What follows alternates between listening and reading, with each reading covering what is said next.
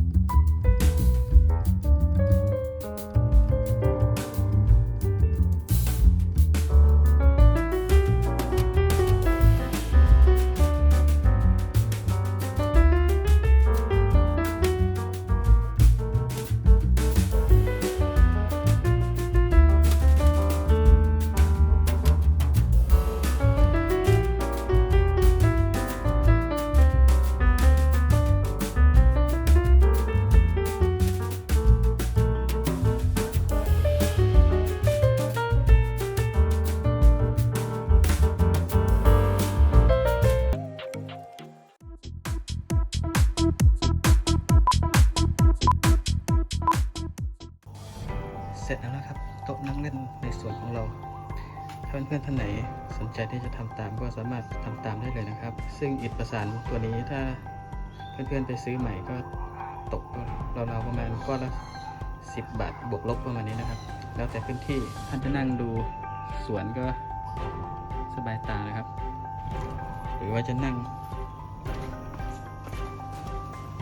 ดูกุ้งก็สบายไปอีกแบบหนึ่งนะครับตอนเช้าก็จิบกาแฟชิวๆดูกุ้งดูสวนไปนะครับถ้าเพื่อนๆท่านไหนที่มีท็อปโต๊ะสวยๆพวกกระจกพวกไม้อะไรพวกนี้ก็สามารถทำมาเป็นท็อปโต๊ะตัวนี้ได้นะครับวันนี้ก็มีเพียงเท่านี้นะครับที่จะมาแนะนำเพื่อนๆ ก่อนจากก็อย่าลืมกดติดตามช่องชอเก่งไว้ด้วยนะครับขอบคุณครับผม